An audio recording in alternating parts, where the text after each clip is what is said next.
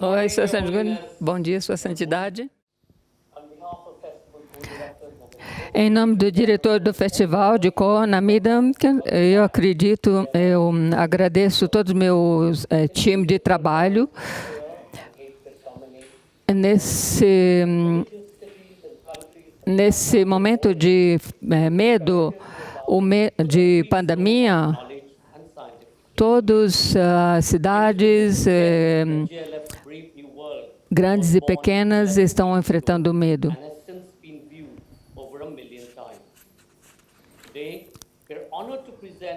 Hoje nós estamos privilegiados de ter uma conversação com Bhikkhu Yena sobre semente de compaixão. Sua Santidade, a sociedade compartilhará sua profunda sabedoria com o Festival de Literatura de Puru, Novo Mundo Destemido. Em seu diálogo com Bhikkhu Yena, Sua Santidade falará de como encontrar o amor e paz em nosso mundo confuso, dividido e caótico, e do valor universal da compaixão nesses tempos de pandemia. Sua Santidade Tenzin Gyatso descreve-se como um simples monge, budista. Ele é o líder espiritual do Tibete e é um homem de paz. Em 1989, ele recebeu o Prêmio Nobel pela Paz e promove pela independência da dependência. Ele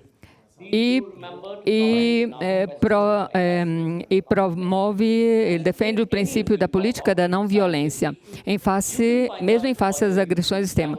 Bhikkhu Yena, em vez, é um escritor indo-britânico, autor de mais de uma dúzia de livros, traduzido em 23 idiomas. Seu último trabalho é um novo livro sobre o Japão, intitulado A Luz do Outono. E com vocês, a semente da compaixão. Sua Santidade, muito obrigado por juntar-se a nós. Como você se sente nesses últimos... Como está a sua saúde nesses últimos meses? Eu acho que você pode ver pela minha face. Muito saudável. E minha voz é muito profunda. Todas essas coisas que acontecem, eu acredito que por causa da tradição indiana. O vírus de o coronavírus, ou não? O coronavírus e Karuna. Karuna e essa rimsa que existe em Índia há mais de 1000 anos me dá muita força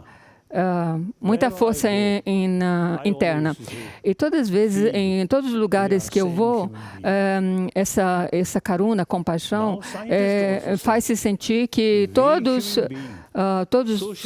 nós somos humanos. E até os cientistas dizem que todos nós temos a natureza humana básica. E nós todos somos como os animais sociais, tendo um senso de comunidade. Desde o nascimento, nós temos essa sensação... estamos familiarizados com a ideia de estarmos rodeados uns com outros, preocupados uns com os outros. E desde o tempo antigo, nos tempos passados, nós tínhamos essa sensação somente do pequeno, a pequena comunidade, pequenos vilarejos. Mas hoje em dia, com a globalização, tem essa comunhania e nós estamos muito mais cercanos uns dos outros. E até hoje mesmo, por exemplo, nós estamos enfrentando o aquecimento global.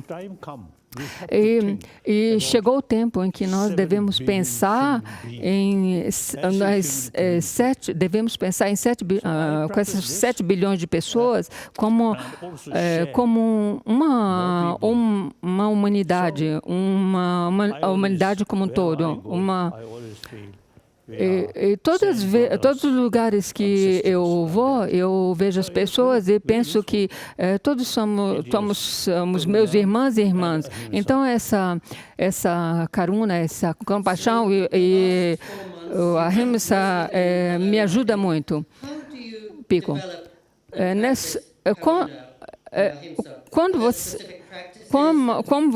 O senhor pratica essa compaixão e a não violência nesses últimos anos, nesses últimos meses?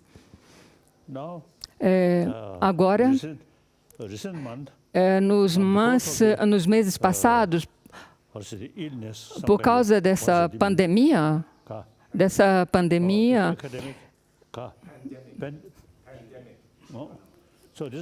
por causa dessa doença, dessa pandemia,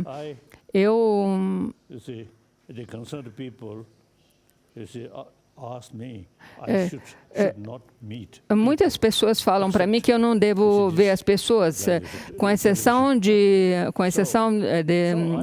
videoconferência.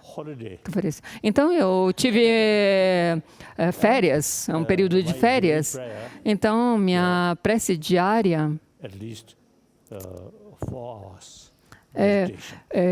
ao menos eu acho que 4 horas por dia eu medito. E desde quando eu me levanto, eu medito sobre a compaixão, karuna. Desculpe. E sobre a não violência, ahimsa, eu acho que tem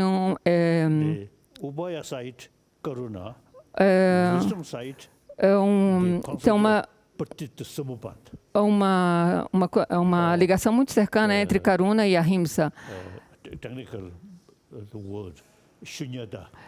que é muito conectada a shunyata, emptiness, vaziedade. Não existe um eu independente. Então, raiva e ciúme ou inveja, todas essas coisas são muito conectadas, enraizadas à sensação muito forte do eu. Esse conceito de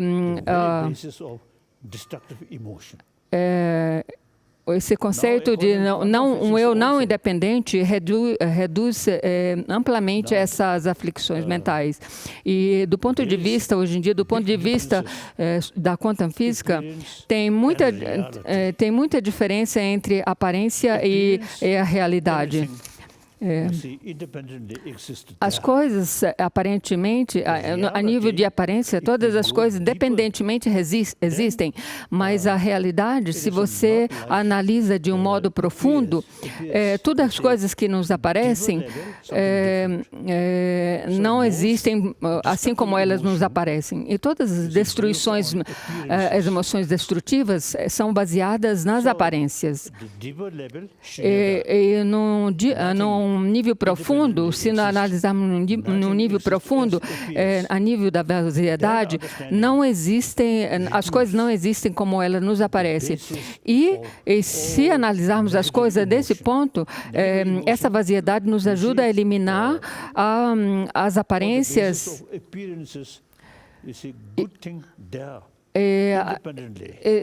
Nós vamos ver que o problema é que nós vemos que nós temos a sensação que as coisas, existe uma coisa boa realmente existente ali e existe alguma coisa mal realmente ali. Então, em base a essas aparências, nós nos apegamos. Mas, do ponto de vista budista, isso não é assim. O meu amigo Hajiraharam, e uma vez ele me disse que a quantum física no Ocidente, a física quântica no Ocidente é uma coisa nova, mas aqui na Índia, há mais de 1000 anos, essa ideia de física quântica existe aqui. Por exemplo, a ideia de física quântica e Nagarjuna's escrita é muito cercano. Então, desde quando eu me levanto de manhã, eu pratico e analiso onde está esse eu, onde está essa entidade intrínseca existente. Então, esse apego a essa entidade intrínseca, eu intrínseco, é a base dos nossas raiva, ódio. E se nós pensamos que esse eu não existe assim, essa identidade intrínseca não existe assim, então isso ajuda a reduzir essas emoções negativas. Então, a Karuna é baseada em raciocínio lógico e não baseado na aparência.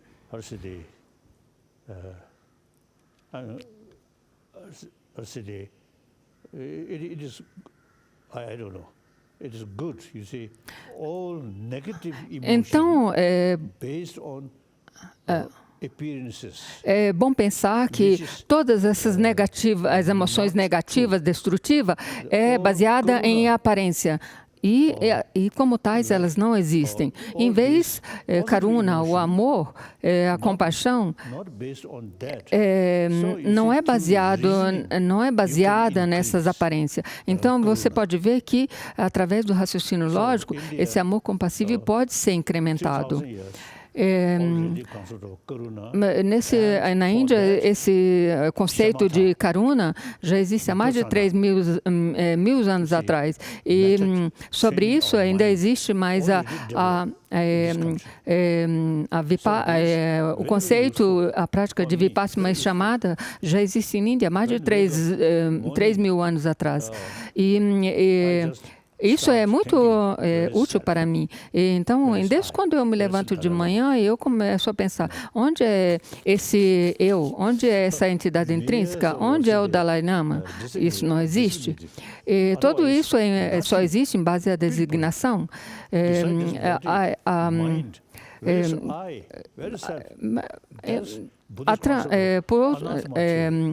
Então, no conceito teorístico existe anatma, o selflessness ou a não entidade intrínseca. Isso é muito bom para enfrentarmos esse apego à nossa eu. E esse apego a essas aparências destrui a nossa paz mental. E eu tenho uma medicina para manter um corpo saudável, uma mente saudável, que é a aplicação dessa medicina. E ainda por cima, eu durmo 9 horas por noite. Eu acho que mais ou menos 4 anos atrás, quando eu encontrei, estava em uma conferência e nessa conferência tinha um político da BJP. E entre poucos dias, nós nos tornamos muitos amigos. E um dia, quando ele me perguntou, um dia de manhã, pela manhã ele me perguntou, como o senhor dormiu essa noite? Ele falou, muito bem, eu dormi 9 horas e medito por 4 horas. Então, dessa maneira, eu afio a minha mente e através disso eu posso enganar outras pessoas. E imediatamente ele me respondeu, eu só durmo 6 horas e por causa que eu durmo só 6 horas eu não posso enganar outras pessoas. Então, dormir também é muito importante. É ou não é? E o Picoen ayer disse, sim. Então, um sono profundo não tem muito sono, não tem muitos sonhos. E hoje de manhã, em geral, eu me levanto às 3:30 da manhã.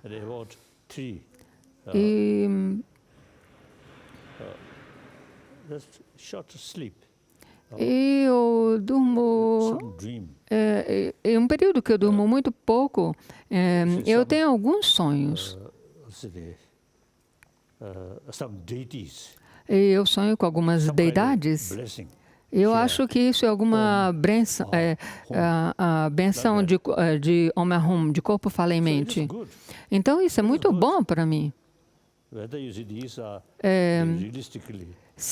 Seja que se uma coisa tem um afeto realístico ou não, mas emocionalmente tem uma ajuda.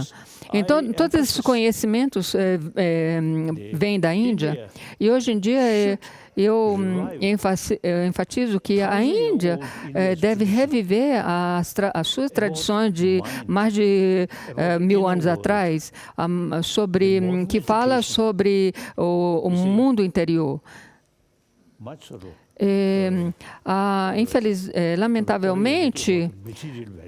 Lamentavelmente, a educação moderna é muito orientada ao mundo materialístico. Então, nessa educação moderna, nunca menciona sobre as nossas emoções, como enfrentarmos essas emoções negativas. Então, eu acho que somente a Índia, que é a única nação que pode combinar o mundo, o mundo interno com a educação moderna, por meio dessa conhecimento tradicional milenar. Então, eu acho que a Índia pode ajudar a humanidade paralelamente com o mundo material. Então, a paz mundial só pode ser desenvolvida por meio da paz interior. Então, se não temos uma paz mental, é muito difícil obter uma paz mundial. Então, a tradição indiana milenar tem um grande potencial de contribuir para que o mundo possa desenvolver um mundo mais compassivo. Pico. Sua Santidade, Sua Santidade, eu sei que o senhor é muito preocupado com a compaixão, e o senhor fala de educar o coração. Do coração. E isso é muito diferente da compaixão. Então, o que o senhor significa por educar o coração? Então, o senhor disse, educar o coração, isso quer dizer que a educação, cultivar um coração afável, é base na utilizar completamente a nossa inteligência.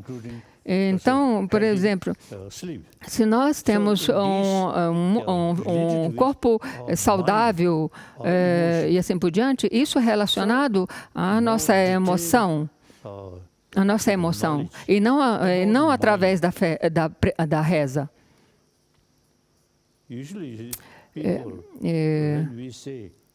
Usualmente, quando nós falamos de consciência ou mente, eles só pensam numa consciência ao nível sensorial.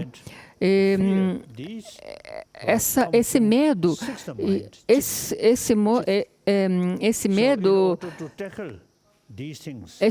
vem da uma sexta consciência não desenvolvida.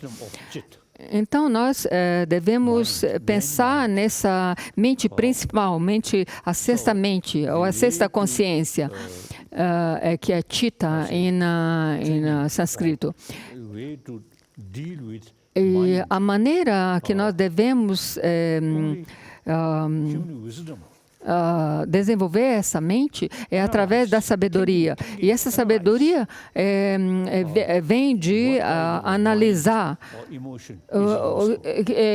que tipo de mente, que tipo de emoção é útil, que tipo de mente é prejudicial. Então, todas as emoções negativas é baseada nas suas próprias causas. Todas as emoções positivas é baseada nas suas próprias causas. Então, todas essas, nós devemos pensar todas as emoções. Quais são as causas da raiva? Quais são as causas da compaixão? E devemos pensar, analisar profundamente e seriamente sobre isso. E pensar realmente a um nível profundo sobre essas causas, essas emoções, sejam positivas e negativas, e incrementar as causas das emoções positivas. E eliminar as causas negativas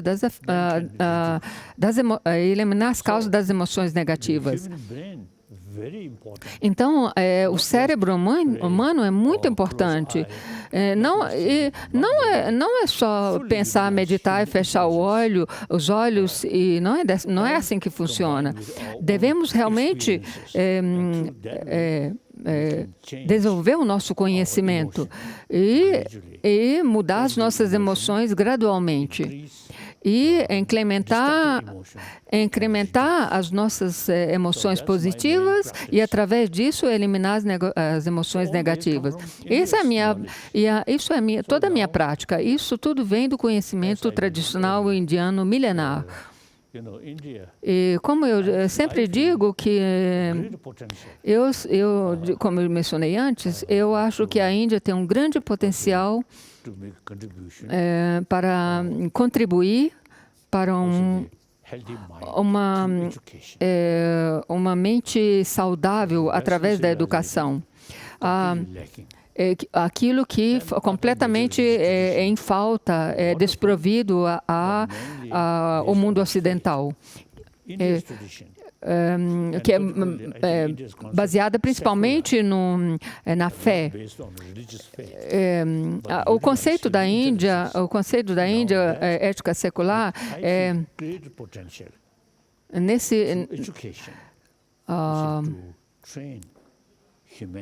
desse ponto de vista de ética secular, que é baseado, que a Índia é o fundamento da Índia, eu acho que através disso tem um monte potencial, muito potencial para ajudar o mundo. E por exemplo, eu sempre falo dos meus 4 compromissos. O meu é a humanidade, porque a sociedade humana compassiva, e somos animais sociais,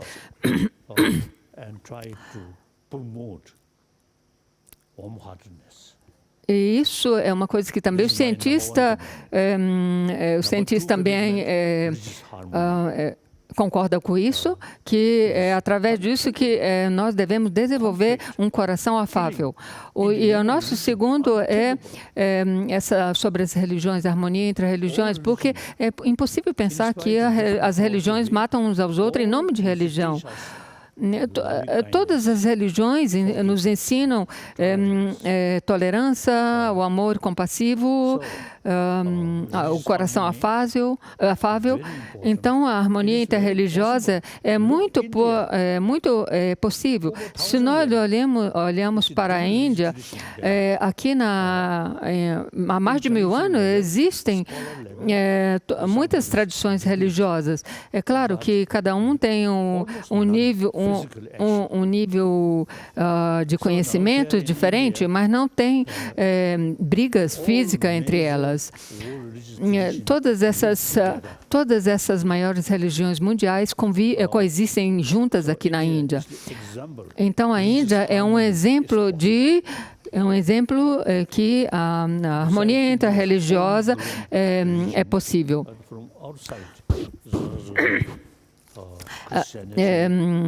Mesmo que as religiões que cresceram por aqui, judaísmo, islamismo, cristão, muçulmano, hinduísmo, islamismo, todas essas religiões vieram de fora e se assentaram aqui na Índia. E a Índia é uma das nações mais populosas do mundo, e depois vem a China. E a Índia é a a Índia que existem democraticamente. Então, por causa dessa harmonia interreligiosa que coexiste na Índia, baseado nisso, eu promovo a harmonia interreligiosa no mundo. E o meu terceiro compromisso é sobre, como eu sou um tibetano, todos aqueles tibetanos depositam a sua esperança e confiança em mim.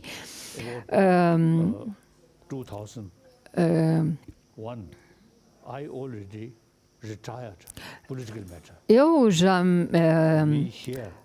me afastei dos empenhos políticos e nós aqui somos uma pequena comunidade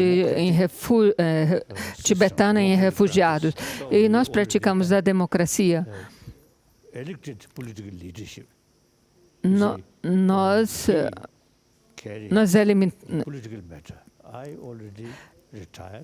Eu me afastei dos compromissos políticos, mas no futuro, no caso que a situação do Dalai Lama continuar, no futuro, eu já falei que não quero que o Dalai Lama se envolva em políticas. Eu sou um monge político. Eu sou um monge, apenas um monge. Sobre a causa tibetana, por exemplo, sobre a causa tibetana, a causa tibetana ecológica é muito importante. Ele chama o teto do mundo. Todos os 4 maiores rios do mundo surgem no platô tibetano. E as suas águas jorram no Paquistão, por exemplo. Desses 4 rios estão o Mekong River, o Ganges, o Rio Amarelo. Todos esses 4 rios que têm a sua sorgente no platô tibetano, eles fluem no Paquistão,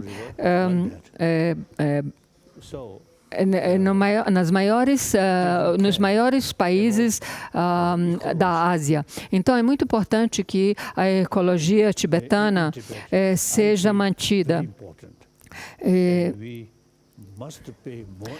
Eu acho que devemos prestar muita atenção em preservar esses 4 rios, maiores rios. Na minha vida, por exemplo, quando eu cheguei aqui na Índia, tinha muita...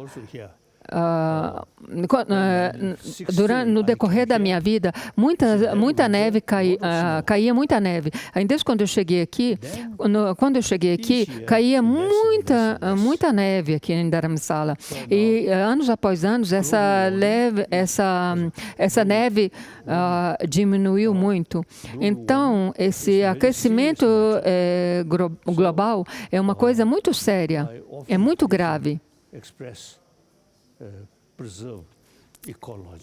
Eu sempre falo que nós devemos preservar a ecologia no Tibete. E a outra coisa é que o conhecimento tibetano é muito importante. No século VIII, o mestre Shantarakshita da Universidade de Nalanda foi convidado por um rei tibetano. Mas já no século VII, um rei tibetano também pensou que os ensinamentos do Buda eram muito importantes para o povo tibetano. Mas no século VIII, esse outro rei, São Josen, ele prestou muito mais atenção nisso, que era muito importante o budismo chegar no Tibete. Então, ele se interessou na tradição sânscrita. Então, esse rei Trisão Desen, ele convidou esse mestre Shantarakshita, que é um grande lógico e filósofo e grande mestre da Universidade de Nalanda. E ele foi convidado para ir ao Tibete. Então, desde então, nós tibetanos seguimos os seus conselhos. Eu posso dizer que a tradição de Nalanda é muito sofisticada na filosofia lógica. E tibetano, eu sempre digo, e os nossos tibetanos têm uma mente muito afiada. E nós mantemos todas essas tradições de Nalanda. Nós não só lemos esse de vez em quando, mas nós memorizamos os textos raízes dessa tradição de Nalanda. Eu mesmo, desde quando eu tinha 6, 7 anos, eu já comecei a memorizar esses textos raízes. E então,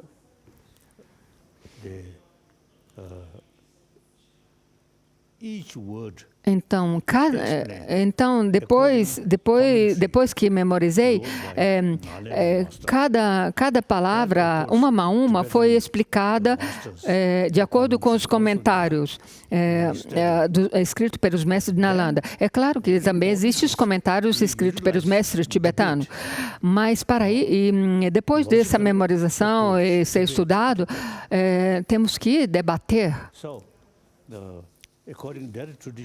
E de acordo com essa tradição, Buda, ele mesmo, meus seguidores, vocês não devem aceitar meus ensinamentos devido à fé, mas em vez de aceitá-los, através de uma investigação total.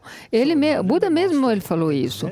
Então, os mestres de Nalanda seguem isso exatamente assim como Buda falou. Então, e por isso que todas as vezes nós falamos, investigamos, por que isso, porque aquilo, tudo. Não, nós não dizemos, porque o Buda disse, então nós temos que aceitar. Então, nós aceitamos isso depois que investigamos, analisamos, debatemos e assim por diante.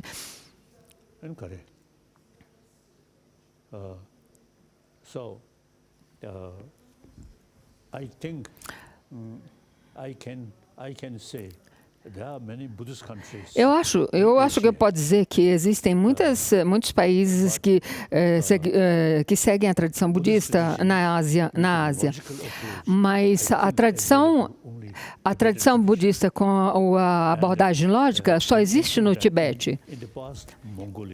No passado também existia na Mongólia. Mas desde como surgiu muitas dificuldades na Mongólia, então eu acho que hoje em dia só o Tibete mantém essa tradição de Nalanda. E hoje em dia eu falo, quando eu vejo, quando me encontro com meus irmãos e irmãs, eu sempre falo que a tradição de Nalanda é muito importante. Os chineses também eles seguem a tradição de Nalanda, que tem um mestre chamado Sanjan, que estudou na tradição, na Universidade de Nalanda. Mas a tradição chinesa, eles preferem mais meditação e não estudar. Então, é muito importante estudar os textos lógicos. Por exemplo, os textos do mestre Dignaga ou Dharmakirti.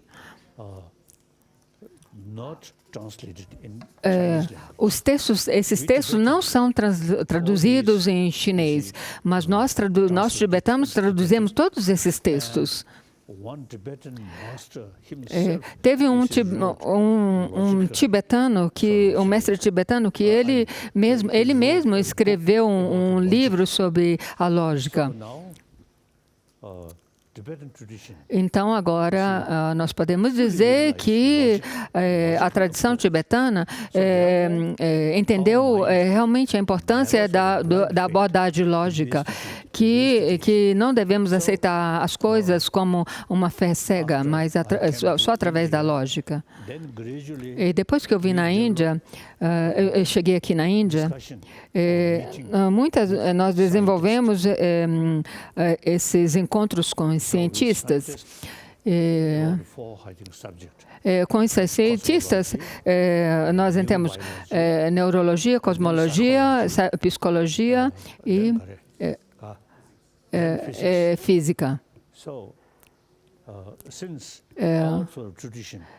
Desde a nossa tradição antiga, que investiga a nossa abordagem lógica de investigar, então a coisa em comum é uma coisa comum entre os cientistas também, porque eles sempre, quando tem uma pesquisa, eles investigam e experienciam. Então, com os nossos encontros com os cientistas, achamos que tem um conhecimento um conhecimento mutual. Então, que devemos abordar as coisas através da lógica. Isso é comum aos tibetanos, estudos tibetanos, aos cientistas. Em uma ocasião, com um encontro com os budistas japoneses, eu falei que, no Japão, e eu falei assim, que a meditação é importante, mas a abordagem lógica é extremamente importante.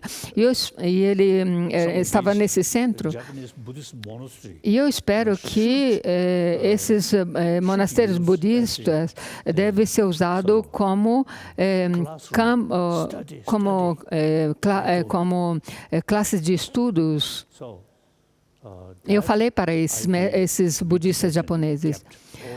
Então, por isso que eu digo que nós tibetanos mantemos essa tradição de Nalanda. E através disso, nós podemos fazer nós vamos dar uma contribuição enorme para a mente a nível mental. Então, por isso que, como tibetano, eu tento preservar esses ensinamentos. Às vezes, eu brinco que eu sempre brinco, os tibetanos, antigamente, os tibetanos eram o nosso guru e nós éramos estudantes. Agora, nos tempos modernos, a Índia se torna o nosso discípulo e nós, tibetanos, nós somos o guru dos indianos. É o oposto do que ocorreu no passado. E hoje, eu realmente regozijo em ter me tornado um refugiado aqui na Índia. Tradicionalmente, nós consideramos a Índia como a terra dos segredos. É claro que existem alguns muçulmanos no Tibete. No Tibete existe muçulmanos também, mas a maioria são tibetanos, tibetanos budistas. E uma vez eu visitei Bodh Gaya e cada tibetano, eles pensam que cada vez, quando eles fazem uma peregrinagem na Bodh Gaya, eles falam que os tibetanos que vão em Bodh Gaya, eles pensam que já cumpriu o meu dever com a vida. Mas nós agora, os refugiados, cada ano nós vamos a Bodh Gaya. Agora, a coisa que eu mais regozijo aqui na Índia é a liberdade. Eu amo a cultura chinesa, e muitos chineses são ótimos, mas a política chinesa não tem liberdade. Então, mas nessa terra indiana, nós temos liberdade. Então, eu regozijo pela liberdade de falar que nós temos aqui na Índia. Lamentavelmente, mesmo que somos refugiados, lamentavelmente, mas com isso nós tivemos a oportunidade de compartilhar a cultura milenar da tradição indiana. Eu mesmo, quando me encontro com os grandes eruditos, meu conhecimento é muito inferior. Mas com os indianos, meu conhecimento é muito bom. Então eu posso utilizar meu conhecimento limitado. Mas com isso eu posso dizer que no meu conhecimento limitado eu posso dizer que é uma contribuição com a ciência. Quando um grande monastério tibetano foi estabelecido no sul da Índia, eu falei para eles eu pedi a eles para incluir, foi incluído o tema da ciência. Então, esse grande monastério no sul da Índia, eles criaram o grupo de pesquisas científicas. Então, eu me sinto muito afortunado de estar nesse país da Índia e utilizar completamente a liberdade que eu tenho aqui na Índia. E, além do mais, eu sou muito honrado de ser o hóspede mais velho, mais antigo aqui na Índia. A última vez que o senhor sociedade foi em Japão e o senhor me falou que achava que o mundo estava caminhando para uma grande crise internacional por causa que tinha muitas divisões e tudo. Então, como eu mencionei antes, nós devemos desenvolver esse pensamento de uma unidade humana, uma humanidade. Mas essa coisa tem muitas divisões, minha nação e assim por diante. Até que na Índia existia essa coisa, minha nação. Mas eu acho que isso é ultrapassado. Se enfatizamos muito minha nação, minha religião, mas nós devemos pensar que nós somos uma única humanidade nesse planeta. Eu penso que a maioria dos problemas que surgem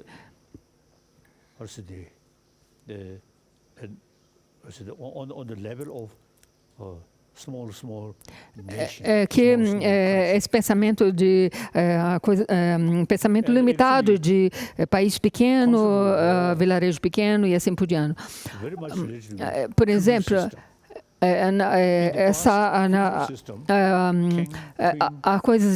as guerras que existem é relacionado muito ao sistema de feudalismo, por exemplo, que existia no passado, que era preocupado principalmente com seu próprio poder, como tinha um conceito muito acentuado sobre eu, e desenvolvia essa coisa de matança. Devido ao poder, essas coisas. Então, eu penso que essa guerra que existe no mundo, essa guerra que existe no mundo é relacionada ao sistema de feudalismo. Então,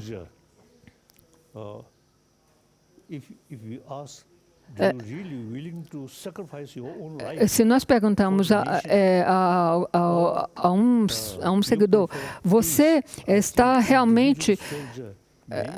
Se você, individualmente, você pergunta, você é capaz de sacrificar a sua própria vida para a sua nação? Mas eu acho que eles acham que não. Então, mas...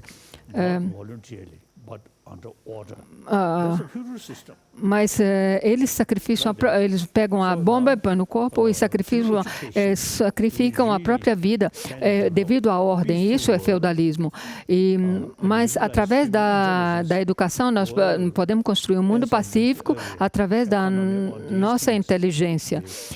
Como eu disse antes, o mundo não tem uma fronteira a nível econômico. Então, eu acho que nós devemos desenvolver essa união e esse. Então, por exemplo, por um lado eu sou um refúgio, e por outro lado eu sou um refugiado, e por outro lado eu pertenço à humanidade. Então, eu sou muito feliz aqui na Índia. Então, Sua Santidade enfatizou que devemos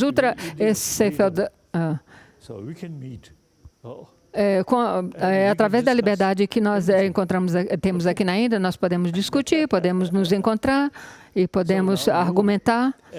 E agora você, que é o meu grande velho amigo, por favor, mantenha em mente os meus quatro compromissos.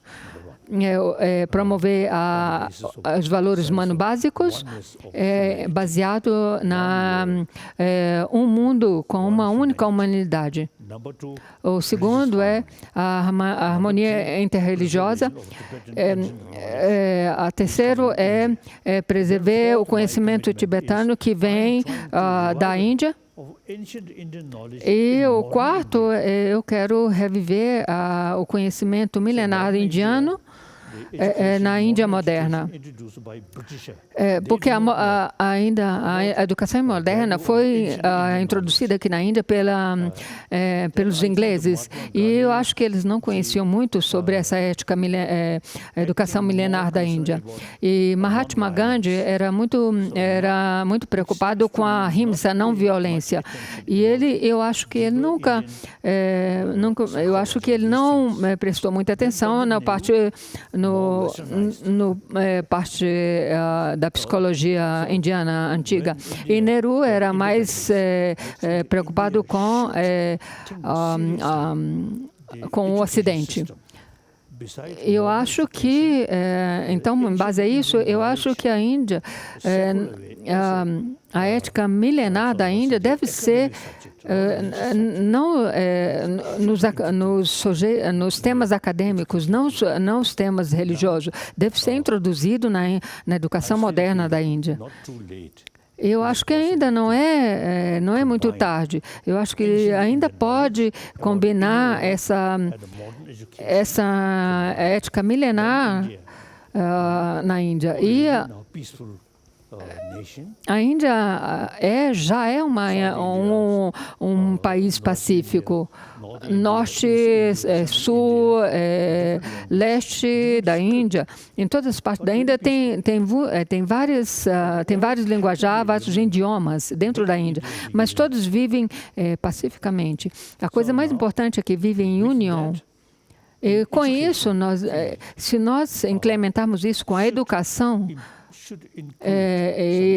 implementada com a ética milenar da compaixão e da não violência, será muito bom. E eu acho que a Índia ainda pode fazer isso, que não é muito longe. E, por favor, meu amigo, mantenha esses meus 4 compromissos na sua mente. Eu acho que a Sua Santidade é muito otimista. Mesmo que você tenha 85 anos, o senhor acha que agora o mundo é melhor do que quando o senhor era pequeno? Eu acho que o mundo está melhorando. Por exemplo, o espírito da União Europeia, por exemplo, na Primeira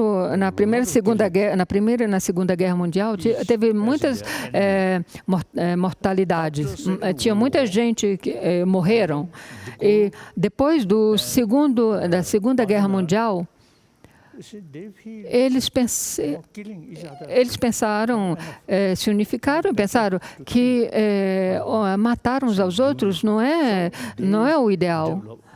Então, base a esse pensamento unitário, eles desenvolveram a União Europeia. Eu acho que, antigamente, historicamente, a França e a Alemanha eram inimigas. E eles foram que desenvolveram, foram os primeiros que desenvolveram essa União Europeia, que, por exemplo, então, eu acho que nas últimas décadas não teve matança entre esses países. No século XX, na primeira parte do século XX, era uma coisa impensável do que aconteceu. E na última parte do século XX, foi maravilhoso o que aconteceu. Algumas vezes, aqui na Índia, eu acho que o campo de trabalho de Nehru deve mudar-se para Moscou. Por exemplo, essa mente que na mente russa que pensa alguma coisa ocidental não é coisa boa. Eu acho que a Rússia deve ser incluída na União Europeia. Agora a Índia, eu acho, mas a Índia, eu acho que não.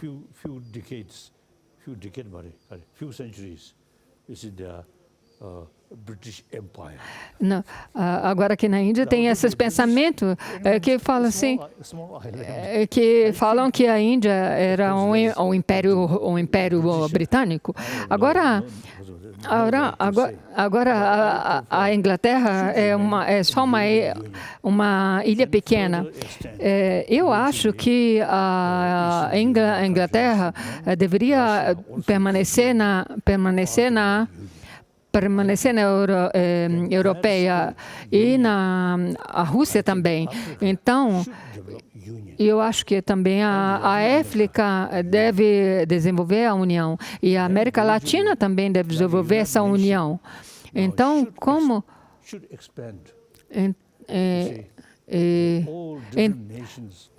então toda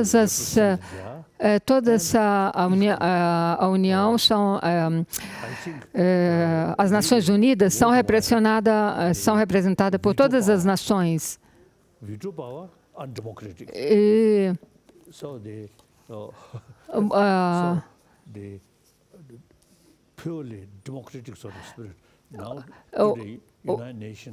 As Nações Unidas, eu acho que faz um trabalho muito bom, porque todas as vezes que no mundo onde que tem pessoas morrendo de fome,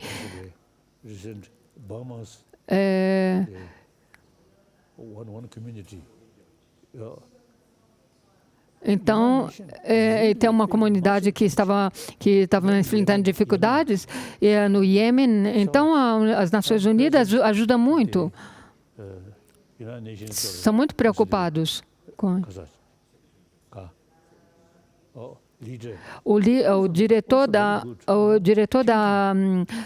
Nações Unidas está trabalhando muito bem, pensando muito nessas pessoas pobres.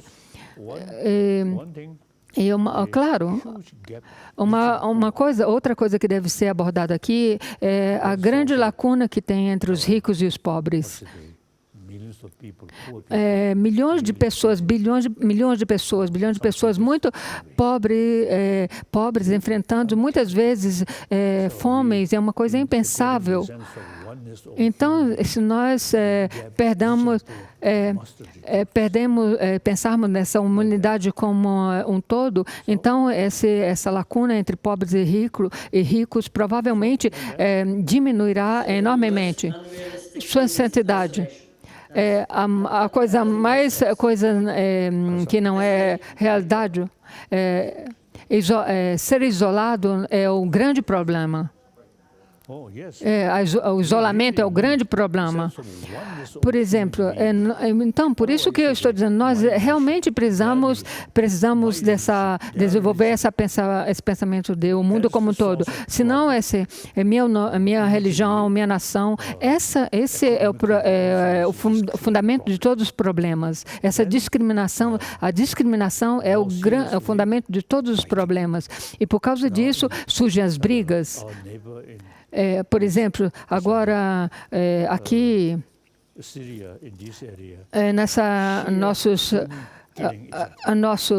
nossos vizinhos, por exemplo, xias e sunitas matando uns aos outros.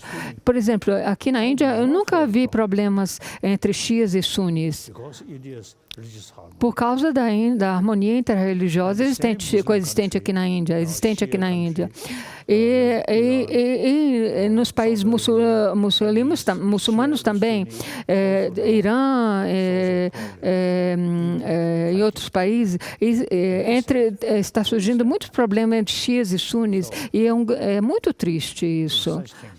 Então, por isso que eu digo que a Índia pode contribuir enormemente para a harmonia. E a outra coisa é a fim de incrementar o desarmamento mundial. E se nós desenvolvemos esse conceito do ahimsa, devemos promover.